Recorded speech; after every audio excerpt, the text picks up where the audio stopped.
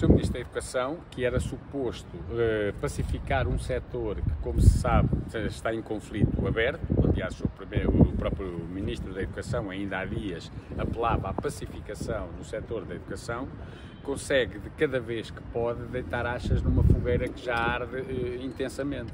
E, portanto, quis abrir mais uma área de conflito. Essa área de conflito tem a ver com o facto de, em 17 de março, ter havido uma greve da função pública para a qual não houve serviços mínimos decretados e ter havido, portanto, professores que a fizeram, e muito bem, e algumas escolas, em alguns casos presumimos que por iniciativa própria, noutros casos por orientação das delegações regionais da DGEST, as direções regionais antigas, decidiram ou instaurar processos disciplinares a professores ou injustificar faltas.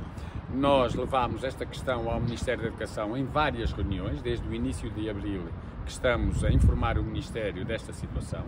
Entregámos documentos em mão no Ministério, por um lado, e por outro lado enviámos por mail, pelas vias oficiais normais, a identificação das situações.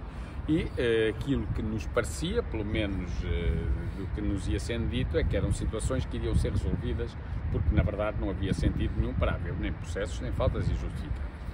Contudo, isto foi avolumando-se, foram-se agravando as situações, aumentando o número de situações. Começámos a receber de alguns colegas que os diretores lhes davam a própria orientação ou aconselhamento dos diretores regionais, dos delegados regionais, dizendo que, na sua opinião, se deveriam injustificar as faltas. Soubemos no Algarve, nomeadamente, que a orientação da DGEST era no sentido de proceder avançar com processos disciplinares, e na reunião agora no Ministério, na segunda-feira, nós estranhamente colocámos a questão. Nunca afirmámos que havia um comando ou uma orientação central do Ministério para que isto acontecesse, até porque, se achássemos que era isso, teríamos que ter prova por um lado, mas por outro lado também não íamos pedir a quem mandava praticar um ato que dissesse que não o praticassem. Portanto, não tínhamos essa informação, e o Sr. Ministro até veio dizer há dias em Bruxelas, penso, que não deu nenhuma orientação nesse sentido. Então, se não deu nenhuma orientação nesse sentido, acusando-nos de o ter acusado, mas isso é mentira, não fizemos acusação nenhuma. Aliás, as reuniões do Ministério são gravadas, a gravação está lá, nós iremos provavelmente até requerer essa gravação para provar que não afirmámos o que disseram, mas essa é outra história. Mas se não há um comando central, se não é essa a opinião do Ministério da Educação e do Sr. Ministro e do Sr. Secretário de Estado, a pergunta que fica é, então porquê é que não resolve o problema?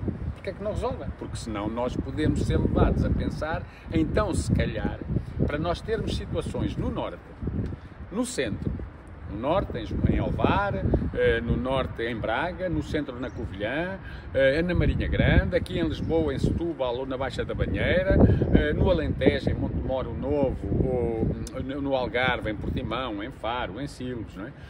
Se isto existem situações destas no país todo, é um bocado de coincidência ter acontecido. Podia haver uma zona onde houvesse ali uma concentração de casos. E, portanto, não percebemos porque é que o Sr. Ministro da Educação, que, e bem, decidiu não avançar com nenhum processo para professores que fizeram uma greve, que tem até um parecer da PGR a dizer que executaram ilegalmente, que deveria haver procedimentos disciplinares, faltas injustificadas, e o Ministério da Educação, em janeiro, decidiu nada fazer, e nós ficámos bastante satisfeitos que fosse assim, porque na verdade os professores fizeram uma greve de boa fé de que estavam a fazê-la legalmente, mas agora uma greve que, inclusivamente, os serviços mínimos que existiam para esse dia não eram para essa greve. E mesmo esses serviços mínimos são ilegais. Nós, aliás, levámos um parecer do Ministério Público à reunião do dia 15 ao Ministério da Educação para provar a ilegalidade dos outros serviços mínimos, que nem eram os da nossa greve. Mas, ainda assim, o Sr. Ministro limitou-se a dizer essa é a mera opinião de um procurador adjunto. Portanto, desvalorizou completamente o Ministério Público. E aquilo que nos foi dito, porque já nos tinha dito, era que estes professores teriam faltado a serviços mínimos e, como tal, os serviços mínimos eram de outra greve, sendo eu sei estas conclusões. Neste momento, sim, nós temos escolas, um caso numa escola em Silvesura, que há 24 processos disciplinares, 13 a professores e 11 a não docentes. Mas não sabemos o total. Não, porque são os colegas, muitos colegas nem se tinham apercebido, porque como em dia de greve, o dia é descontado, no dia da greve, muitos colegas acharam que esse desconto correspondia ao desconto do dia da greve, não se tinham apercebido que tinham falta injustificada. Só na segunda-feira passada, agora, quando nós falámos disto à saída da reunião do Ministério, é que muitos professores foram ver e perceberam que afinal tinham uma falta injustificada. Em alguns casos nem notificação ainda tinham a dizer nada, noutros casos já tinham no recibo de vencimentos, mas pronto, as pessoas repararam nesse desconto, mas acharam que era da falta. Os colegas do processo disciplinar, aí é diferente, os colegas estão a recorrer ao sindicato, a FENPROF, os seus dirigentes e eu mesmo e outros dirigentes iremos ser as testemunhas desses colegas, porque eles fizeram greve na certeza de que a podiam fazer. Agora, isto é algo completamente inadmissível. Mas também, citando aqui as palavras do Ministro, que disse em Bruxelas que seria o primeiro a ver estas irregularidades e a resolver a situação. Ou seja, há aqui uma palavra contra a outra, no fundo. Não, o Sr. Ministro disse em Bruxelas, nós ouvimos na terça, o que não disse na segunda. E na segunda, como disse, nós não estávamos lá sozinhos, estavam lá 9 organizações dentro da sala que ouviram. E está gravado. E, portanto, o Sr. Ministro, aqui não há uma palavra contra a outra, isso tem sido o que aconteceu ontem e acho que continuará hoje na Assembleia da República. Aí é que há palavras umas contra as outras. Aqui, o que nós vamos ter é, de facto, factos e esses estão gravados. Portanto, qual é o desfecho que espera? O desfecho que nós esperamos é o seguinte: nós esperamos que não seja necessário que este processo vá até ao final. Nós esperamos que o bom senso impere, que o Sr. Ministro da Educação não tenha uma posição de discriminação em relação a quem faz a greve, umas greves, e a quem faz outras. Que o Sr. Ministro da Educação não tenha esta atitude discricionária de avançar com processos disciplinares a professores que fizeram esta greve, e esperamos que seja possível o Ministério da Educação resolver este problema e nesse dia, nessa hora, nós viremos aqui ao Ministério, neste caso ao DIAP, levantar, ou melhor, desistir do processo e dizer que o assunto está resolvido. Portanto, é isso que nós esperamos, porque para nós não há nenhum prazer especial de estarmos com o processo em tribunal, mas dissemos isso ao Ministro da Educação e queremos também dizer que o Sr. Ministro da Educação disse na terça-feira que ia ver o que se passava, mas o Sr. Ministro da Educação sabe perfeitamente o que se passa, porque isto já lhe foi colocado na reunião de 5 de Abril, na reunião de 20 de Abril e na reunião de 15 de Maio, exatamente o que se passa. E o Sr. Ministro sabe que na reunião... Ele não quis reagendar mais uma reunião para tentar resolver esta situação não, e não ter que dar asa a este inquérito? Não, o Sr. Ministro, inclusivamente, na reunião de 15 de Maio, quando nós, agora na segunda-feira passada, quando nós lhe dissemos que até tínhamos recebido uma notificação do DIAP para vir aqui entregar situações que tivéssemos conhecimento de procedimento disciplinar, mas que nós até hoje não o tínhamos feito porque estávamos à espera que fosse possível resolver ali o problema, a resposta que nos deu foi que viéssemos cá, que viéssemos entregar. E o Sr. Ministro sabe perfeitamente qual é o contorno das situações, são todas iguais, ele sabe perfeitamente isso. Portanto, não resolve porque não quer. Nós esperamos que resolva, esperamos que tenha uma decisão igual à que teve para outras greves, que não discrimine esta por ter sido da Frente Comum de Sindicatos e, portanto, de uma área sindical que é da CGTP, que não seja por isso, esperamos isso. E, portanto, se o Sr. Ministro for, digamos, alguém que quer efetivamente pacificar este setor, não lhe acrescenta conflitos. Porque mas ele quase que obrigou a dizer, apresente então a abertura de inquérito junto aos documentos. Qual a leitura que faz essa decisão dele e insistir tanto consigo para vir aqui dar seguimento a este inquérito? Ele não insistiu tanto, quer dizer, foi aliás isto que levou até a que a FENPROF considerasse não ter condições democráticas na segunda-feira para continuar dentro daquela reunião e que acabámos por sair. Porquê? Primeiro, o Sr. Ministro já tinha mostrado que desvalorizava completamente a negociação e que aquilo que tinha acontecido ao longo de 4 reuniões tinha sido um mero teatro negocial em que os sindicatos ou os sindicalistas foram simples figurantes. Porque chegou ao final e disse o documento é aquele que eu apresentei na primeira, em Conselho de Ministros, é o da primeira reunião, ou seja, quer dizer que as 4 reuniões negociais não serviram para nada. Pronto, primeira questão. Segunda questão, desvaloriza um procurador e uma posição do Ministério Público, dizendo isso é a opinião do procurador-adjunto. Terceira, afirma que, mas querem ir para a Justiça, para o diabo, vão lá entregar. E quarta, o Ministro sabia exatamente o que eram estas situações, porque não foi a primeira vez. E mais, eu também o ouvi dizer, penso que ontem, que não foi entregue ainda, não foi formalizada a entrega de nenhuma situação. Eu entreguei em mão numa das reuniões que tivemos no Ministério, ao Sr. Secretário de Estado, que foi quem ficou a acompanhar esta matéria, e depois, à medida que fomos tendo conhecimento de mais situações, nós fomos fazendo chegar ao Ministério, através do Sr. Secretário de Estado, essas situações. O que posso dizer também é que aqui a questão não é resolver o problema do professor A ou do professor B ou na escola C, não é isso, porque nós podemos, se formos fazer isto de forma casuística, deixar de fora colegas, por exemplo, que nem se aperceberam que lhes injustificaram a falta, porque, como disse, um professor com uma falta, um professor com processo disciplinar é chamado, e esse percebe que tem um processo disciplinar, mas com uma falta injustificada, o que é que fazem? Descontam-lhe o dia, mas como ele fez greve, pode pensar que é a mesma coisa. Portanto, o Ministério da Educação, quando promulgou o parecer da PGR, que considerou ilegal uma determinada greve, disse simultaneamente: promulgamos, mas não puniremos ninguém porque as pessoas fizeram a greve de boa fé. Estamos de acordo, sem problema nenhum. Agora, desta vez, o Sr. Ministro da Educação, o que tem que fazer é exatamente o mesmo para todos, ou seja, não é o professor A, o professor B, até porque pode haver uma situação que em algumas escolas não esteja identificada. Ou seja, só vão parar, só vão levantar a queixa quando forem levantados todos os processos disciplinares e as faltas? Sim, se nós agora chegarmos ali à FENPROF e formos contactados pelo Ministério da Educação para nos dizer, bom, nós vamos fazer o que fizemos antes e, portanto, os processos e as faltas justificadas são problemas que nós vamos resolver, nós ainda hoje vimos aqui e retiramos esta entrega agora das citações e da queixa, porque é esse o caminho que nós queremos, porque parece-nos o caminho melhor. Se não o fizer, irá até onde for preciso. Mário Nogueira, aqui os inquéritos, os processos aqui no DIAP é por delitos de natureza criminal, de ilícitos criminais. Foi-lhes dito qual era o ilícito criminal que estava na base da abertura deste inquérito? Não, vamos lá ver, aqui há duas coisas que estão aqui em causa e nós, quando já nos dirigimos aqui ao DIAP e à PGR, inicialmente até pela greve do dia 17, foi por outro motivo até, porque ainda não sabíamos que iam surgir estas situações.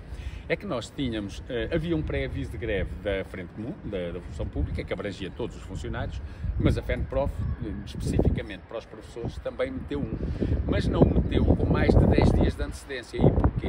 Porque não é numa necessidade social impreterível e, portanto, que careça de serviços mínimos, mas dia de aulas normal, como aliás temos já em parceiros da Procuradoria também. E nós, quando aqui nos dirigimos, foi porquê? Porque o Ministério recebeu o nosso pré-aviso com mais de 5 dias, que são os que a lei estabelece, e devolveu a dizer que era ilegal.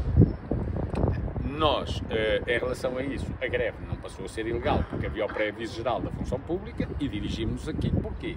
Porque nós não admitimos que o Ministério da Educação anda agora a dizer, e ele é que estabelece os prazos dos pré-avisos. Se os pré-avisos forem sobre avaliações finais, exames ou provas nacionais, que é o que está na lei, tem que ser com 10 ou mais dias de antecedência, porque é passível de haver serviços mínimos.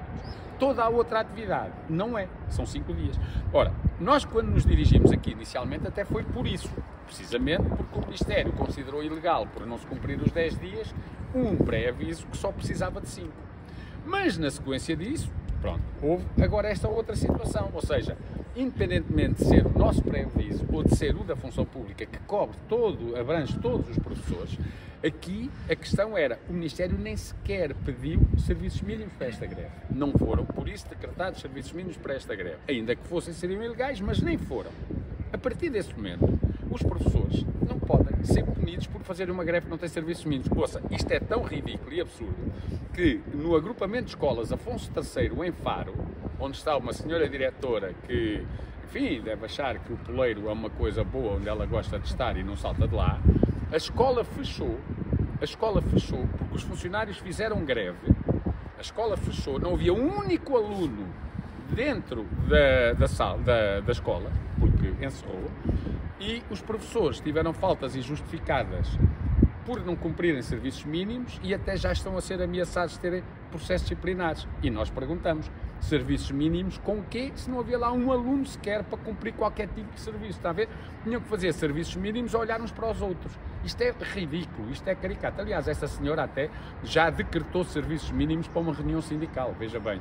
Portanto, isto é isto que se passa, ou seja, nós percebemos que a intenção que aqui existe é uma intenção de atemorizar, das pessoas terem medo, de fazer uma greve porque depois posso ter aqui uma chatice e um problema e então eu estou aborrecido, devia fazer greve, mas tenho medo e vou parar. As pessoas não têm que ter medo de ir parar, temos é que estar solidários com este caso, perceber que isto vai ser seja, resolvida bem ou mal. Está aqui a dizer que será esta também uma maneira do Ministério ter a pacificação que tanto tem vindo a pedir nas escolas com esta intimidação? Sim, eu acho que o Ministério da Educação não quer pacificação nenhuma, porque, repare, nós tivemos 3 processos negociais até agora. Primeiro, mobilidade por doença, que pôs 3.000 professores de fora da mobilidade, pessoas extremamente doentes e que deveriam aproximar-se do local de tratamento ou de acompanhamento familiar. Segundo, os concursos. Toda a gente percebe o que é que está a acontecer com os concursos.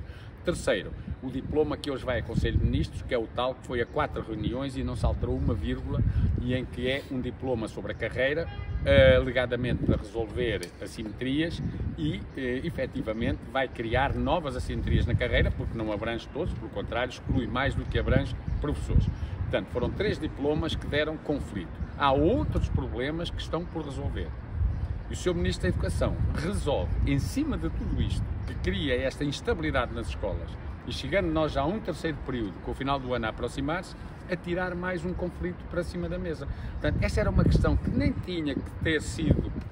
Era uma questão que tinha sido resolvida facilmente lá no Ministério, mas eu concluo como comecei. Quer dizer, se o Sr. Ministro considera que, ou diz, ou afirma, e nós podemos até acreditar, que não houve um comando do Ministério da Educação, o aparelho central do Ministério, não foi quem decidiu que houvesse este tipo de procedimento disciplinar, então, se não é essa a sua opinião, o que é que falta para acabar com este problema mais? E, portanto, o que nos parece a nós é que o Ministério da Educação, das duas uma, ou nós já sabíamos que tínhamos uma equipa fraca dentro do Governo, mas até somos capazes de ser levados a concluir que o Ministério da Educação até é fraco perante os burocratas da administração educativa, das DGAIs, das DGESTs, das delegações regionais, porque nem sequer é capaz de travar aquilo que terá eventualmente sido decidido a esse nível regional. Portanto, se temos uma equipa fraca até a nível em relação à administração, porque são aqueles burocratas que ficam de umas equipas para as outras e que mandam às vezes mais que os políticos, isso é muito mau. Isso é muito mau. Agora, aquilo que nós dizemos é só isso. Quer-se pacificar, resolvam-se os problemas e não se acrescentem problemas. E neste caso é muito simples. A partir do momento, ou no momento em que o Ministério nos disser esse problema está resolvido, porque nem é um problema, é um não problema, nós vimos aqui, como disse, levantaremos o processo e acabou.